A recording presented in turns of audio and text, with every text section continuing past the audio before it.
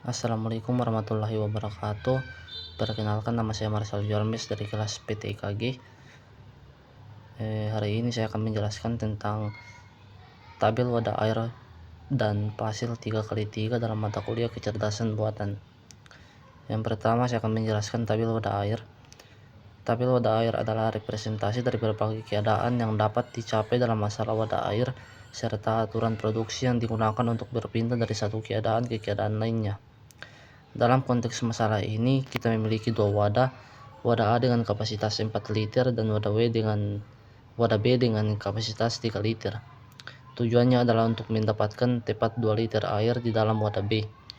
Tabel biasanya terdiri dari kolom yang menunjukkan jumlah air masing-masing wadah A dan wadah B, dan kolom yang menunjukkan aturan produksi yang diterapkan untuk mencapai keadaan tersebut.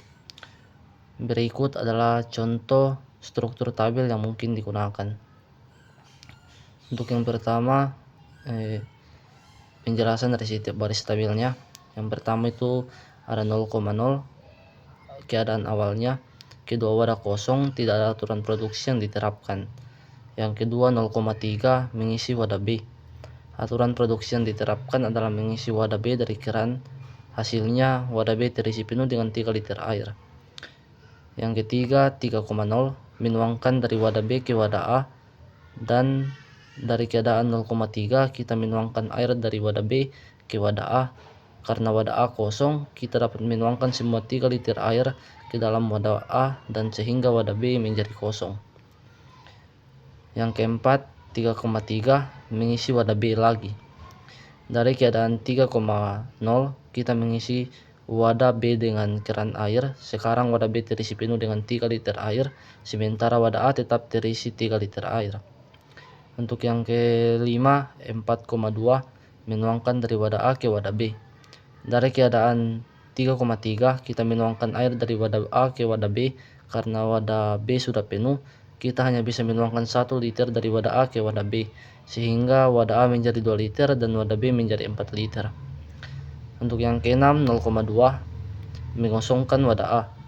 Dari keadaan 4,2 kita mengosongkan wadah A. Setelah mengosongkan wadah A, kita mendapatkan keadaan 0,2 yang merupakan goal state yang kita inginkan. Untuk kesimpulannya, tabel wadah air yang menggunakan aturan produksi memberikan gambaran yang jelas tentang bagaimana setiap langkah dalam proses pemecahan masalah dapat dicapai. Dengan mendefinisikan keadaan awal, aturan produksi yang diterapkan, dan hasil dari setiap langkah, kita dapat dengan mudah melacak kemajuan menuju goal state. Tabel ini juga membantu dalam menganalisis efisiensi dan setiap langkah yang diambil dalam mencapai tujuan akhir. Kemudian saya akan menjelaskan yang kedua, pasil 3x3. Pasil 3x3 adalah permainan logika yang terdiri dari 8 angka dan 1 kotak kosong, disusun dalam grid 3x3. Tujuan dari permainan ini adalah untuk mengatur angka-angka tersebut dalam urutan tertentu dengan memindahkan kotak kosong. Untuk ruang keadaan dalam pasil 3x3 mencakup semua konfigurasi yang mungkin dari angka dan kotak kosong. Setiap posisi angka dan kotak kosong dapat dianggap sebagai keadaan yang berbeda. Kemudian initial state dan goal state-nya. Initial state, konfigurasi awal dari pasil, misalnya 1, 2, 3, 4, 5, 6, 7, 8 dan kotak kosong. Kemudian goal state-nya, konfigurasi akhir yang diinginkan, misalnya 1, 2, 3, 4, 5, 6, 7, 8 dan kotak kosong. Kemudian operator atau aturan pergerakan. Dalam pasil 3x3 terdapat beberapa operator yang dapat digunakan untuk memindahkan kotak kosong. Yang pertama, geser kotak kosong ke kanan. Kemudian yang kedua, geser kotak kosong ke kiri. Kemudian yang ketiga, geser kotak kosong ke atas. Kemudian yang keempat, geser kotak kosong ke bawah. Kemudian strategi penyelesaiannya.